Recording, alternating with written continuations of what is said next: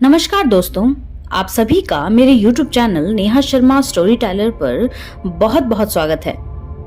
आप सभी के लिए आज मैं फिर से गौतम बुद्धा की एक प्रेरणादायक कहानी लेकर आई हूँ, जिसके माध्यम से मैं आपको बताऊंगी कि जो लोग बहुत ज्यादा हड़बड़ाहट में रहते हैं, उन लोगों का अपने जीवन में किस तरीके से हर पल, हर एक कदम कदम पर नुकसान होता रहता है।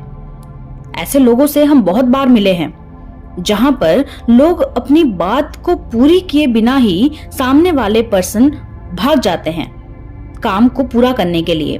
या फिर कई बार ऐसा भी होता है कि हम किसी से कुछ बात कह रहे हैं और वो उस बात को, उस प्रश्न को खत्म होने से पहले ही अपना जवाब देना शुरू कर देते हैं। ऐसे ही लोगों के लिए आज की मैं कहानी लेकर आई हूं। चलिए कहानी में आगे बढ़ते हैं। एक बार गौतम बुद्ध शाम के समय कुटिया के बाहर शिष्यों के साथ बैठे थे। तभी वहां एक कबूतर का जोड़ा उड़ता हुआ आ गया।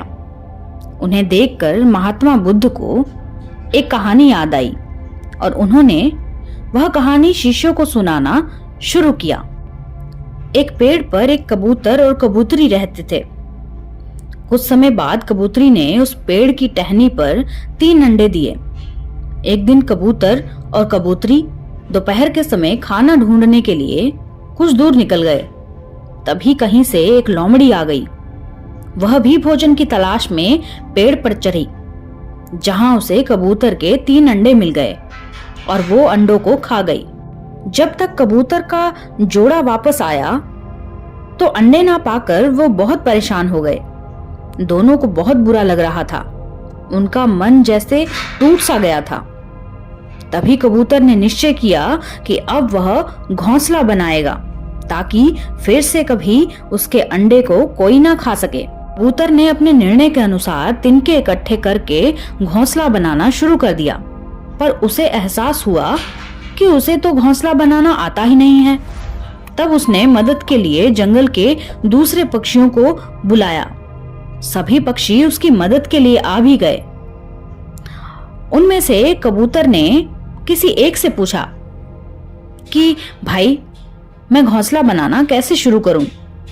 पक्षियों ने अभी कबूतर को सिखाना शुरू ही किया था कि कबूतर ने कहा, अब वो घोंसला बना लेगा, उसने सब सीख लिया है। भी पक्षी यह सुनकर वापस चले गए। अब कबूतर ने घोंसला बनाना शुरू किया। उसने एक तिनका इधर रखा और दूसरा तिनका उधर रखा। उसे समझ आया कि अभी से वह कुछ नहीं सीखा है। उसने फिर से पक्षियों को बुलाया। पक्षियों ने फिर आकर घोंसला बनाना शुरू किया। अभी कबूतर आधा ही घोंसला बना चुका था कि कबूतर फिर से जोर से चिल्लाने लगा, अब सब कुछ छोड़ दो, मैं समझ गया हूं, मैं सब कुछ कर लूंगा। इस बार पक्षियों को बहुत गुस्सा आया। सारे पक्षी तिनके वहीं छोड़कर चले गए। कबूतर ने फिर कोशिश की, पर उस घोंसले को वह पूरा नहीं कर पाया। कबूतर ने तीसरी बार पक्षियों को बुलाया, लेकिन इस बार एक भी पक्षी मदद के लिए नहीं आया और आज तक कबूतर को घोंसला बनाना आया ही नहीं।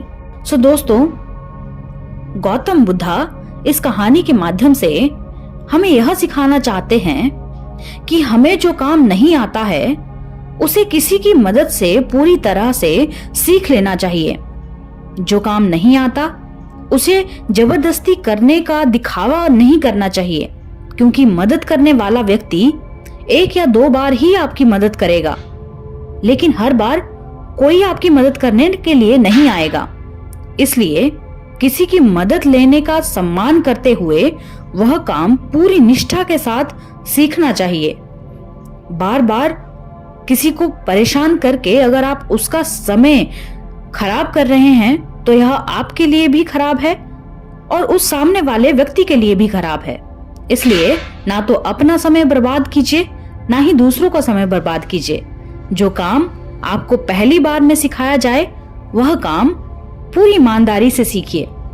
वह काम आपको पूरा करना जरूर आएगा।